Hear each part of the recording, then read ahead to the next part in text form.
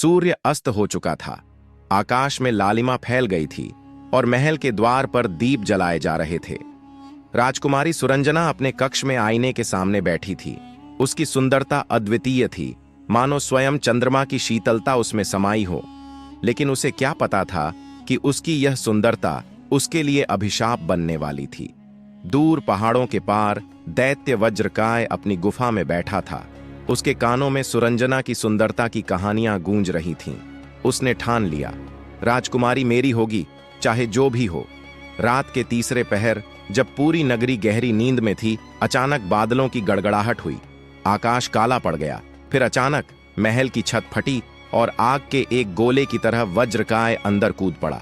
हाँ हाँ हाँ सुरंजना, अब तू मेरी है, उसने गरजते हुए कहा। राजकुमारी भयभीत हो उठी।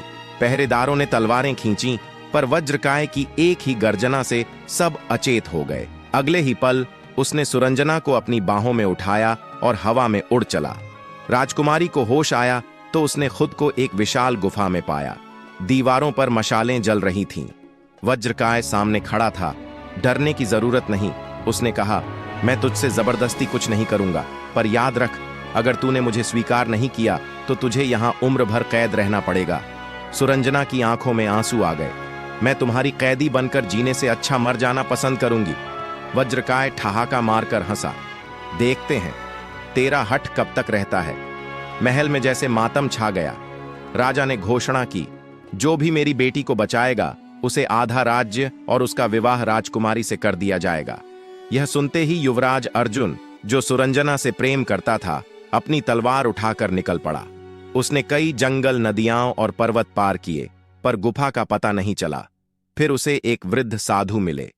पुत्र, तू जिसे ढूंढ रहा है वह पर्वतों के पार काले ज्वालामुखी की गुफा में है, साधु ने कहा। पर याद रख, वज्रकाय को किसी भी शस्त्र से नहीं मारा जा सकता। उसे केवल निर्भय प्रेम और सत्य की शक्ति से हराया जा सकता है। अर्जुन ने प्रणाम किया और आगे बढ़ गया।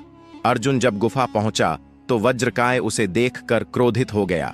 मूर्ख, तूने यहां आने की हिम्मत कैसे की? अर्जुन ने तलवार निकाल ली, पर साधु की बात याद आई। उसने तलवार फेंक दी और निडर होकर बोला, मैं सुरंजना से प्रेम करता हूं और सच्चे प्रेम को कोई ताकत नहीं हरा सकती। वज्रकाय हंस पड़ा। बकवास। उसने अर्जुन पर आक्रमण किया, लेकिन अर्जुन टस से मस नहीं हुआ। तभी गुफा में दिव्य प्रकाश फैला।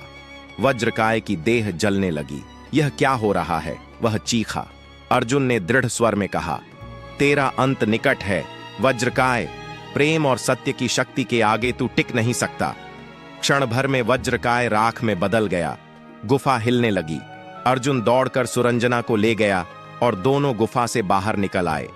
राजा ने अर्जुन का भव्य स्वागत किया। कुछ दिनों बाद सुरंजना और अर्जुन का विवाह हुआ। राज्य में आनंद ही आनंद था।